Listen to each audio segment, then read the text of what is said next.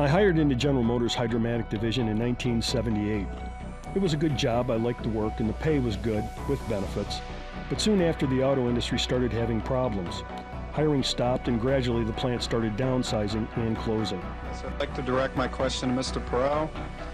What will you do as president to open foreign markets to fair competition from American business and to stop unfair competition here at home from foreign countries so that we can bring jobs back to the United States? That's right at the top of my agenda. We've shipped millions of jobs overseas, and we have a strange situation because we have a process in Washington where after you've served for a while, you cash in, become a foreign lobbyist, make $30,000 a month. We have got to stop sending jobs overseas. To those of you in the audience who are business people, pretty simple. If you're paying $12, $13, $14 an hour for factory workers, and you can move your factory south of the border, pay $1 an hour for labor, hire a young 25, let's assume you've been in business for a long time, you've got a mature workforce.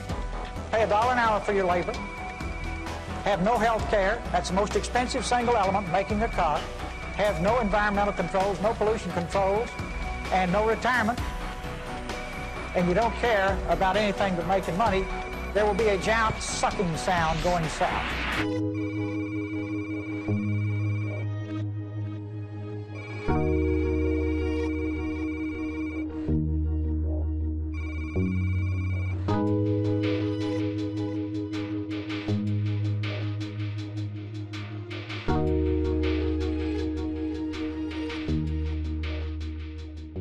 It breaks my heart to see those jobs gone. My children would have benefited from them. It's very sad for all our children. The apathy in the plants as this went on was pitiful. But having a front row seat, I learned a few things. What I learned is best understood seeing the result first. This is Detroit. Once proudly known as the Motor City, now in ruin, factories and businesses gone, homes repossessed, neighborhoods in shambles.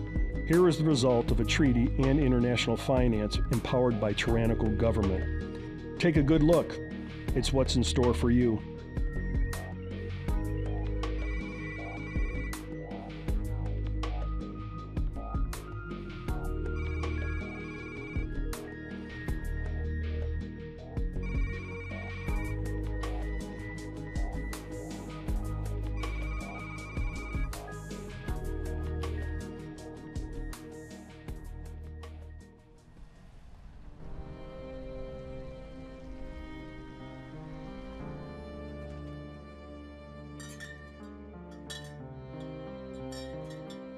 Something is wrong with our country when those who seek truth and justice are seen as a threat.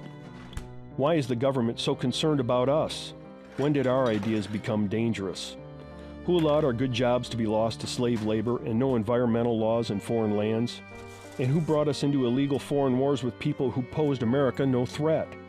No patriotic American would act so irresponsibly or stand by as their country went down this dishonorable path.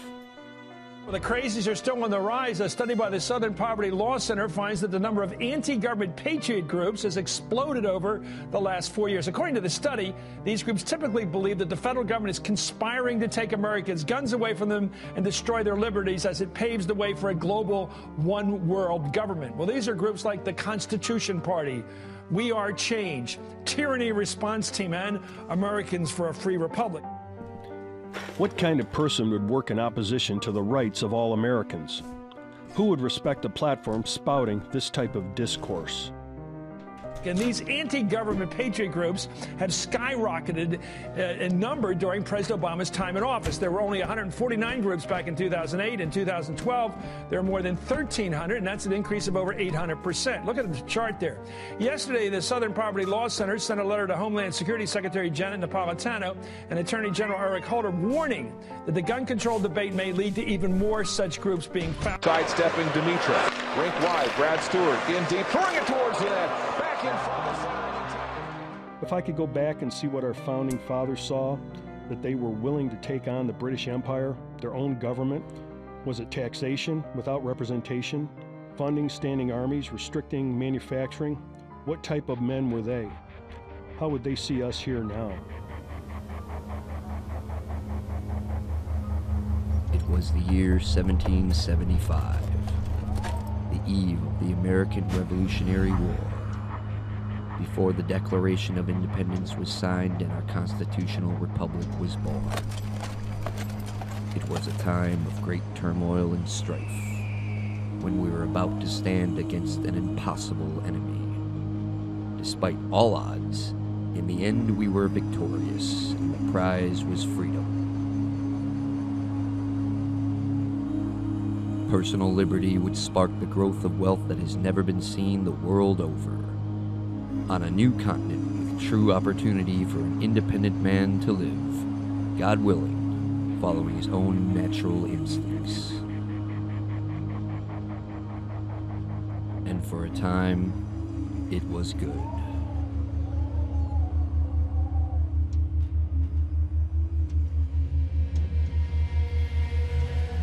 In 1913, the Federal Reserve was established under dubious promises to prevent economic and monetary instability. Armed with seemingly endless finances, the size and scope of government began to rise at an exponential rate. Concurrently, a hidden tax of inflation began to hold sway against the people's labor and wealth. Majority rule slowly replaced the constitutional republic as politicians began pandering to secular groups for political power and longevity. Elections became little more than auctions paid for by stolen capital in the guise of taxation. Accelerating with the New Deal and unelected agencies, government reach through centralized control and federal infrastructure increased audaciously. Recent examples include the Patriot Act, drug and gun control, as well as the NDAA, bringing government into a new expanse where it now threatens the very liberties it was established to protect.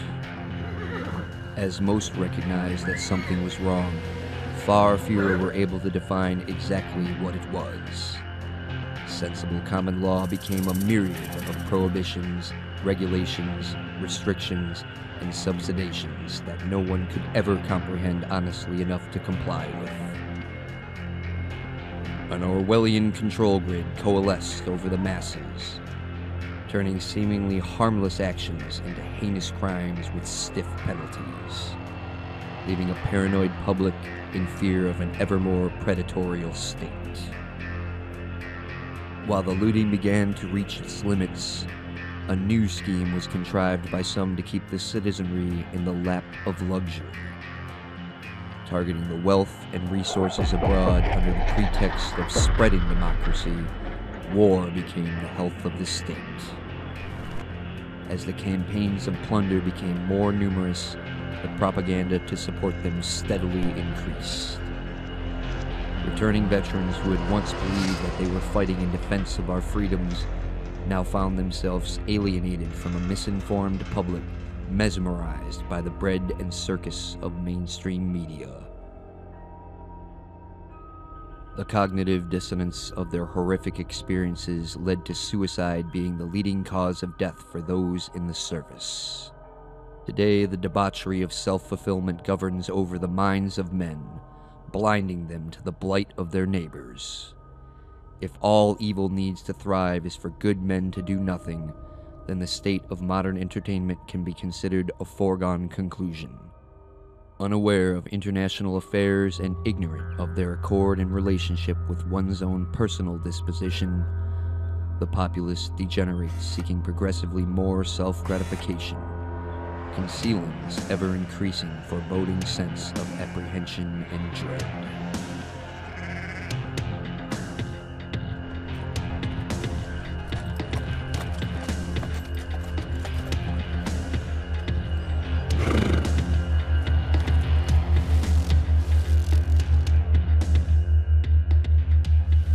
Wake up and take heed, sir. Huh? The regulars march on Lexington and Concord.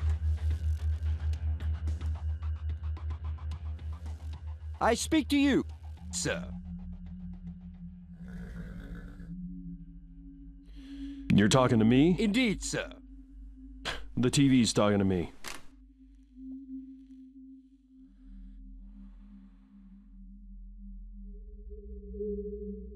What is your name and station? My friends call me Mac. And your station? Station? What station? Your work, sir. Your trade. Well, I used to make cars, till they moved all the plants to China. And your king allowed for your productive labor to be lost? What tyranny is this? King? No. Tyranny? It took all of our leaders to pull that one off. Lying to us. I see now how this meeting has come to be. For I am a messenger of the revolution. One of many. Are these the leaders of which you speak? If this were a dictatorship, it'd be a heck of a lot easier. Just so long as I'm the dictator. And when they say, I want my lawyer, you tell them, shut up. Your time is Don't get a expired. lawyer. You're an enemy combatant. But we have to pass the bill so that you can find out what is in it away from the fog of the controversy. I am not a dictator, a dictator. Yeah, that's some of them. State government, local governments, and the union, they all had something to do with it, though. They all played dirty.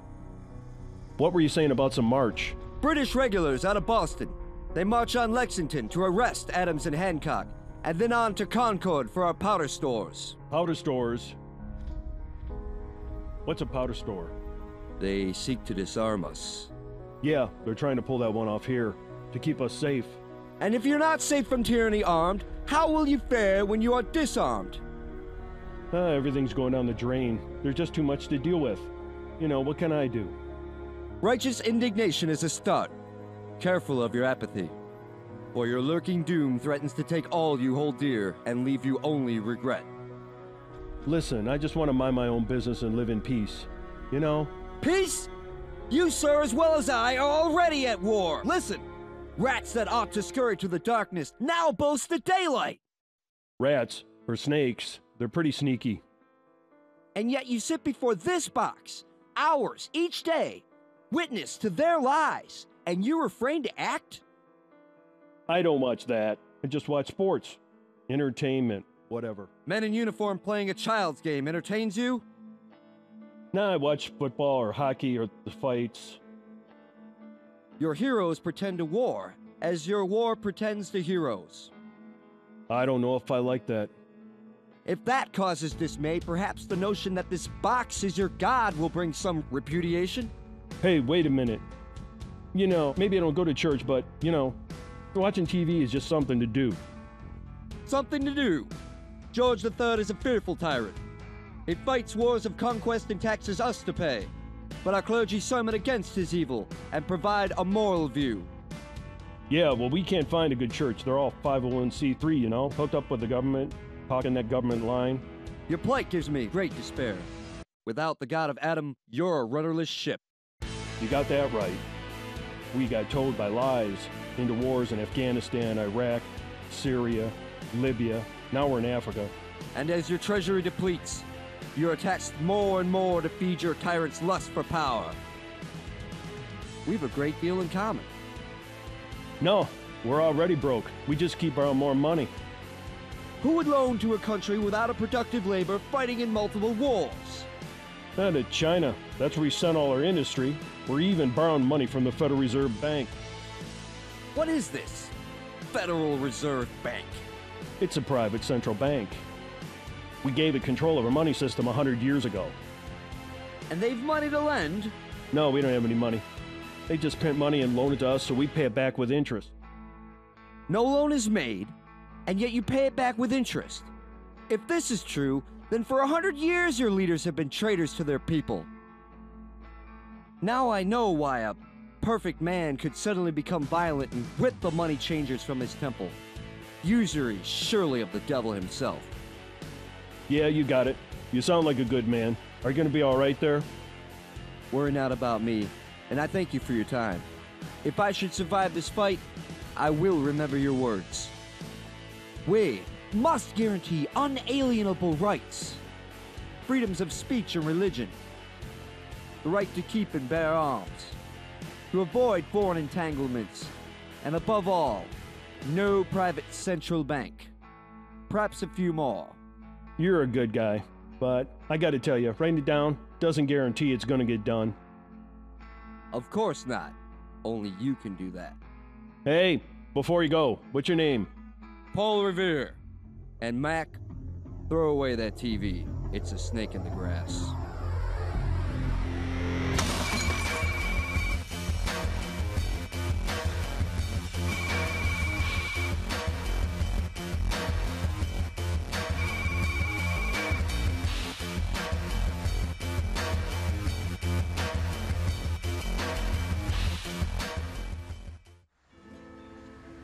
When the treason of a few senators passed the Federal Reserve Act during Christmas break 1913, the funding for an imperial America was born.